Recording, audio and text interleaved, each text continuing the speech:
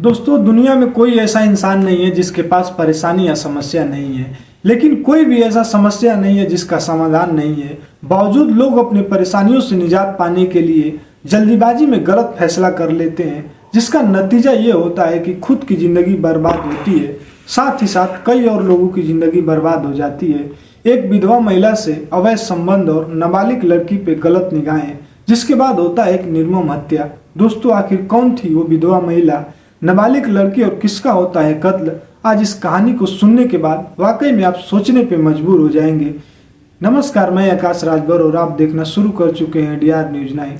दरअसल ये घटना उत्तर प्रदेश के कानपुर जिले के चौबेपुर थाना क्षेत्र के अंतर्गत एक गांव पड़ता है, रावतपुर। इसी रावतपुर गांव का रहने वाला गोरेलाल, जिसकी उम्र लगभग 35 साल, लेकिन उसका अभी तक शादी नहीं हुआ था, जिसके पिता का नाम राम स्वरूप, जो पेशे से किसान थे।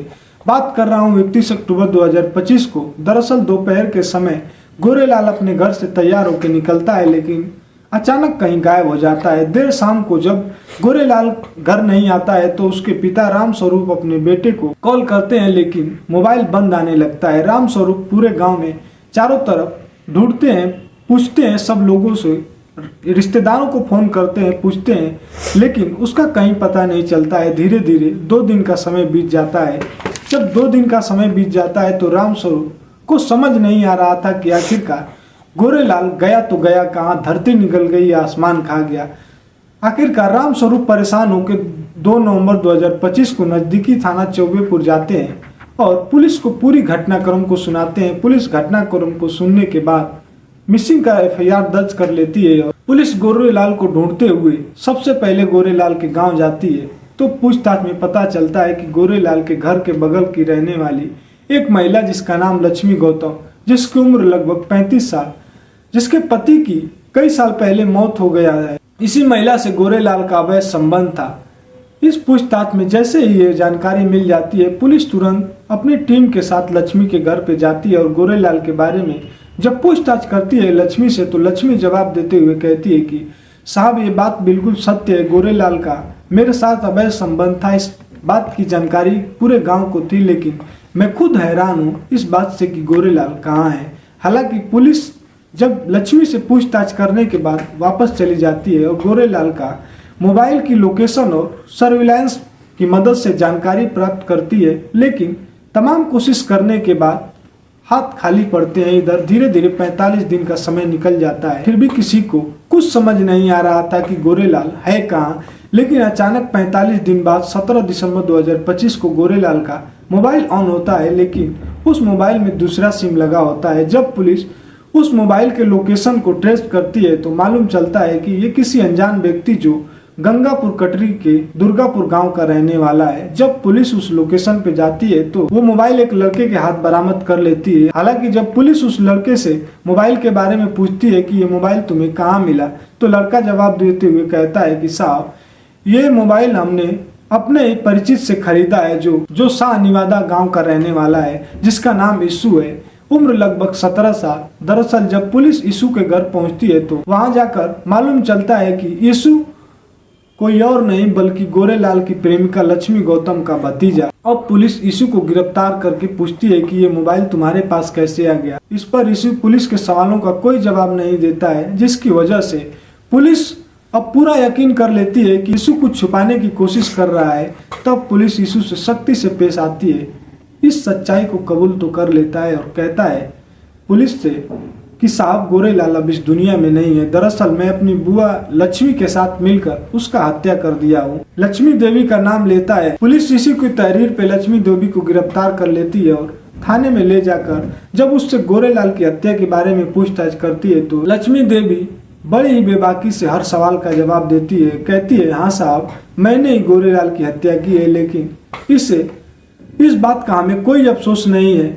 जब लक्ष्मी इस हत्या के पीछे की कहानी को सुनाती है तो पुलिस भी सुन के हैरान हो जाती है। दरअसल इस कहानी का शुरुआत होता है घटना से 4 साल पहले, जब लक्ष्मी देवी का पति इस दुनिया को छोड़कर चला जाता है। तो लक्ष्मी के पास 6 बच्चे होते हैं, जिसमें से 5 बच्चियां और 1 बच्चा। जब लक्ष्मी का पति छोड़ के चला जाता है तब दुखों का पहाड़ टूट जाता है। लक्ष्मी के पड़ोस का रहने वाला गोरेलाल, जो लक्ष्मी के हम उम्र का था, जिसकी अभी तक शादी नहीं हुई थी, गोरेलाल को जब ये मालूम चलता है कि लक्ष्मी और उसके बच्चे अब बेसहारा हो गए हैं, तब लक्ष्मी का मदद करने के लिए उसके घर आने जाने लगता है।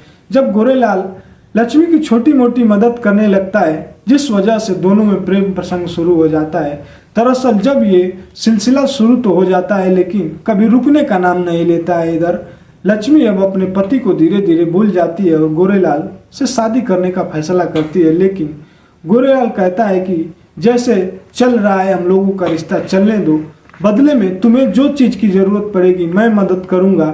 इस बात को समझ जाती है लक्ष्मी, मान जाती है। इधर गोरेलाल का जब मन होता है लक्ष्मी से मुलाकात करने, तब उसके घर पे आ जाता है, जिसकी वजह से उसके बच्चे भी अब घुल मिल जाते हैं। धीरे धीरे 3 साल का समय गुजर जाता है। इधर लक्ष्मी की बड़ी बेटी 13 वर्ष की हो जाती है।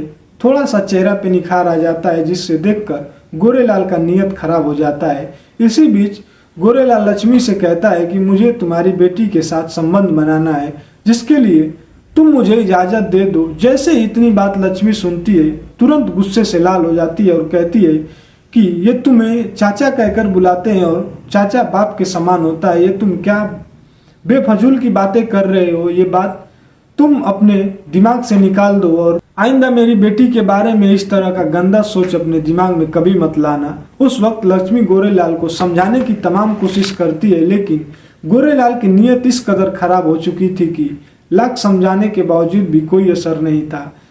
दरअसल जब भी गोरेलाल लक्ष्मी से मुलाकात करने आता था, तो उसकी 13 वर्षीय बेटी को अजीब निगाहों से देखता था, जिसे देखकर लक्ष्मी को बिल्कुल अच्छा नहीं लगता था। हद तो तब हो जाती है, गोरेलाल लक्ष्मी से मिलने उसके घर आता है, उसकी 13 वर्षीय बेटी का बैग टच कर देता है, जिसके वजह से लक्ष्मी की बेटी 3 दिनों तक जहाँ भी रहती है एकदम से गुमसुम रहती है, रोती रहती है, जिसे देखकर लक्ष्मी को बुरा लगता है, लेकिन मजबूर थी, करे भी तो क्या।